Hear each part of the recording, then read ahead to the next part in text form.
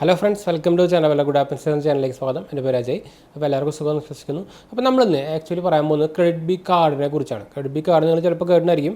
KreditBee app minimum എന്തായാലും എല്ലാവരും കേൾക്കാൻ വഴിയുണ്ട്. ഒരു ലോൺ പ്രൊവൈഡിങ് ആപ്പാണ്. ഇതൊരു ഓൺലൈൻ ലോൺ പ്രൊവൈഡിങ് ആപ്പാണ്. കുറേ കാലമായിട്ടുള്ളതാണ്. അത്യാവശ്യം നല്ല റേറ്റിംഗും കാര്യങ്ങളൊക്കെ പ്ലേ സ്റ്റോറിൽ അവൈലബിൾ ആണ്. അപ്പോൾ അവർ തന്നെ റീസെൻ്റ്ലി ഇപ്പോൾ ഒരു ക്രെഡിറ്റ് കാർഡ് പോലത്തെ ഒരു കാർഡ് റിലീസ് ചെയ്തിരുന്നു. KreditBee കാർഡ് എന്നാണ് പറയാൻ. ആക്ച്വലി നമുക്ക് ലോൺ എടുക്കാൻ നോക്കുന്ന അതേ പ്രൊസീജിയർ തന്നെയാണ്.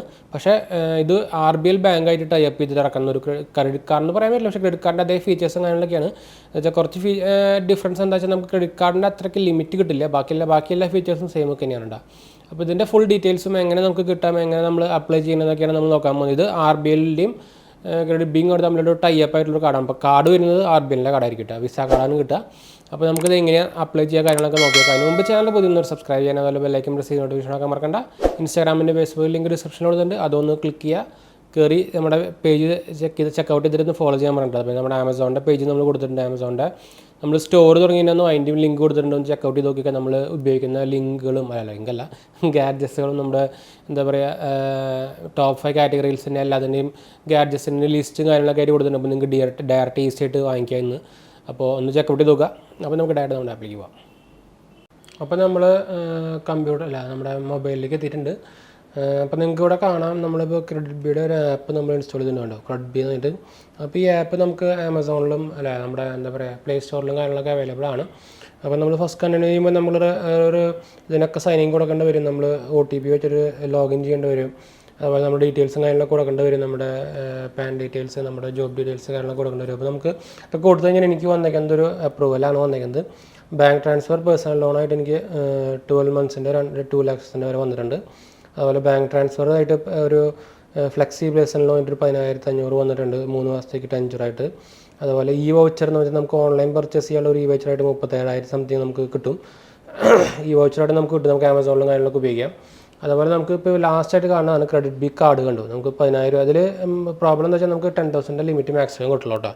അപ്പോൾ ഇത് നമുക്ക് ഇട്ട് കഴിഞ്ഞാൽ നമുക്ക് ക്യാഷ് ടു ബാങ്ക് അക്കൗണ്ട് ചെയ്യാം, അല്ലെങ്കിൽ നമുക്ക് ക്രെഡിറ്റ് കാർഡ് പോലെ ഉപയോഗിക്കുകയും ചെയ്യാം. അപ്പോൾ നമുക്ക് ഇതിൻ്റെ ഉള്ള ഡീറ്റെയിൽ നോക്കി കഴിഞ്ഞാൽ ഇങ്ങനെ ഒരു KreditBee കാർഡാണ് കിട്ടുക.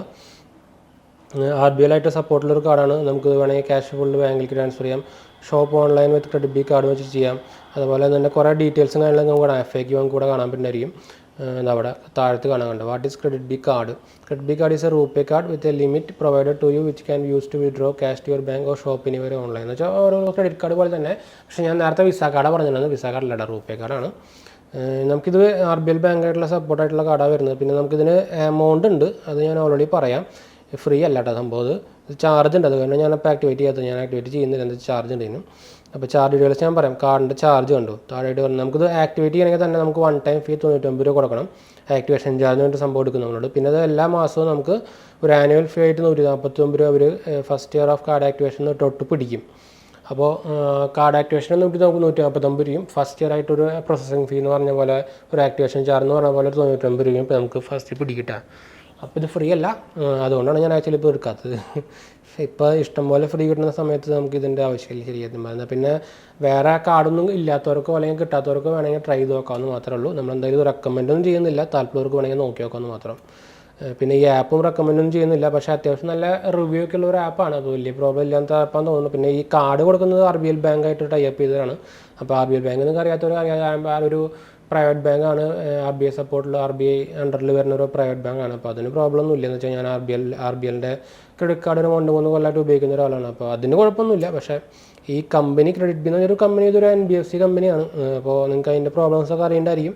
അപ്പോൾ എന്തായാലും നമ്മൾ റെക്കമെൻഡൊന്നും ചെയ്യുന്നില്ല, താല്പര്യമൊക്കെ നോക്കി നോക്കാമെന്ന് മാത്രമേ ഉള്ളൂ. പിന്നെ ലേറ്റ് ഫീ ചാർജായിട്ട് ബോണസ് ചാർജിന് 100 രൂപയുണ്ട്. അതിന് എല്ലാത്തിനും ഉണ്ട്. അത് നോക്കിയിട്ട് എല്ലാത്തിനും നമുക്ക് എക്സ്ട്രാ ചാർജും കാര്യങ്ങളൊക്കെ വരുന്നുണ്ട് ഇപ്പോൾ. പക്ഷേ കാർഡിനും ചാർജ് ഉണ്ട്. അപ്പോൾ ഞാൻ അതാണ് പറയാൻ വന്നത്. ഞാൻ അതുകൊണ്ടാണ് എടുക്കാത്തത്, അല്ലെങ്കിൽ ഞാൻ ആക്ടിവേറ്റ് ചെയ്യാമെന്ന് വിചാരിച്ചതെന്ന് വെച്ചാൽ നമുക്ക് ഒരു എന്താ പറയുക EMI കൺവേർഷൻ കാര്യങ്ങളും എന്താ പറയുക അതിൻ്റെ ഒരു ഫീച്ചേഴ്സും കാര്യങ്ങളൊക്കെ ഉണ്ട്. പക്ഷേ ഈ കാലത്ത് ഇഷ്ടംപോലെ ഫ്രീ കാർഡ് ക്രെഡിറ്റ് കാർഡ് കിട്ടുമ്പോൾ ഓൾറെഡി എന്തെങ്കിലും കുറച്ച് കാർഡുകളുണ്ട്. പിന്നെ അതുകൊണ്ട് നമ്മൾ വേണ്ടാന്ന് വെച്ചത്. വേറെ കാർഡുകളൊന്നും ഇല്ലാത്തവർക്ക് വേണമെങ്കിൽ ഒന്ന് ട്രൈ ചെയ്ത് നോക്കാമെന്ന് മാത്രമേ ഉള്ളൂ. നമ്മളെന്തായാലും റെക്കമെൻഡും കാര്യങ്ങളൊന്നും ചെയ്യുന്നില്ല. അവനവൻ്റെ ഒരു ആവശ്യം അനുസരിച്ച് എടുക്കാൻ നോക്കുകയെന്ന് വെച്ചാൽ എല്ലാം ഒരു ഫിനാൻഷ്യൽ ഡിസിഷനാണല്ലോ. അപ്പോൾ സ്വയം ഉള്ള തീരുമാനത്തിൽ എടുക്കാൻ നോക്കുക. എന്ന് വെച്ചാൽ ക്രെഡിറ്റ് കാർഡും അതേപോലെ ഇങ്ങനത്തെ കാർഡുകളൊക്കെ ഡെപ്റ്റ് കൂട്ടാനുള്ള ഒരു എന്ന് വെച്ചാൽ ബാങ്കുകൾക്ക് കാശ് കിട്ടാനുള്ള ഒരു കടം കാര്യങ്ങളൊക്കെ കൊടുക്കുന്നത്. അപ്പോൾ യൂസ് വൈസ്ലി എന്നൊക്കെ നമുക്ക് പറയാനുള്ളൂ. അപ്പോൾ എന്തായാലും നമ്മൾ വീഡിയോ വൈൻഡ് അപ്പ് ചെയ്യാണ്. ഇഷ്ടപ്പെടുന്നവർ ലൈക്ക് ഷെയർ സബ്സ്ക്രൈബ് ചെയ്യുക, ഇൻസ്റ്റാഗ്രാം ഫേസ്ബുക്ക് ഫോളോ ചെയ്യുക. അതുപോലെ നമ്മുടെ ഈ വീഡിയോ കാണാത്തൊരു പോയി കാണുക, പങ്കെടുക്കുക, പാർട്ടിസിപ്പേറ്റ് ചെയ്യുക, ഫ്രണ്ട്സിലേക്ക് ഫാമിലിക്ക് ഷെയർ ചെയ്യാം കേട്ടോ. സപ്പോർട്ട് ചെയ്യാനൊന്നും മറക്കണ്ട. നമ്മളെന്തായാലും നമ്മുടെ സബ്സ്ക്രൈബർ ഫാമിലി ഇൻക്രീസ് ചെയ്ത് വരുന്നുണ്ട്. അപ്പോൾ എല്ലാത്തിനും സപ്പോർട്ട് ചെയ്യുന്നതിനും സാധനങ്ങൾക്ക് എല്ലാവർക്കും നന്ദിയുണ്ട്. അപ്പോൾ സ്റ്റേ ട്യൂൺ. നമ്മളെന്തായാലും നമ്മുടെ സബ്സ്ക്രൈബേഴ്സിന് വേണ്ടിയിട്ട് കുറേ സംഭവങ്ങളൊക്കെ എന്തായാലും ചെയ്യും.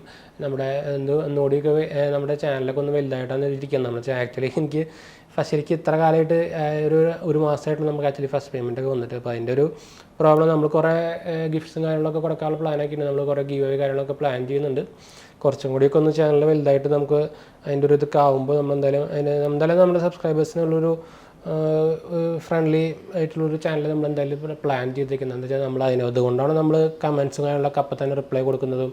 നമുക്കറിയാം, നമുക്ക് സാധാരണ ചാനലൊന്നും ഇങ്ങനെ റിപ്ലൈ കൊടുക്കാറില്ല, ആരും റിപ്ലൈ കൊടുക്കാറില്ല. നമ്മൾ ഒരു സിംഗിൾ കമൻസ് പോലും ഒന്നും ലീവ് ചെയ്യാറില്ല. ഫുൾ നമ്മളെന്ന് വെച്ചാൽ നമ്മുടെ ചാനൽ തുടങ്ങിയത് നമ്മുടെ കമ്മ്യൂണിക്കേഷന് വേണ്ടിയിട്ടാണല്ലോ. അപ്പോൾ അതിൻ്റെ ഒരു എന്താ പറയുക, നമ്മുടെ ഒരു സംഭവം വെച്ചിട്ടാണ് നമ്മൾ ഇങ്ങനത്തെ ഒരു പ്ലാൻ ആക്കിയിരിക്കുന്നത്. അപ്പോൾ നമ്മൾ എന്തായാലും എല്ലാ നമ്മുടെ സബ്സ്ക്രൈബേഴ്സിനും കറക്റ്റായിട്ട് കമ്മ്യൂണിക്കേറ്റ് കാര്യങ്ങളൊക്കെ ചെയ്യുന്നതാണ്. സബ്സ്ക്രൈബേഴ്സിനെ പറ്റിയുള്ള എല്ലാ സംഭവം നമ്മൾ ചെയ്യുന്നതാണ്. അപ്പോൾ എന്തായാലും നമ്മുടെ ചാനൽ സബ്സ്ക്രൈബ് ചെയ്യാനും സപ്പോർട്ട് ചെയ്യാനും നമ്മുടെ ഫ്രണ്ട്സിലേക്ക് ഫാമിലിക്ക് ഒന്ന് ഷെയർ ചെയ്യാനും ഒന്ന് സപ്പോർട്ട് ചെയ്യാനൊന്നും മറക്കണ്ട. അപ്പോൾ ശരി ഫ്രണ്ട്സ്, അടുത്ത വീഡിയോയിലാണ്. ബൈ.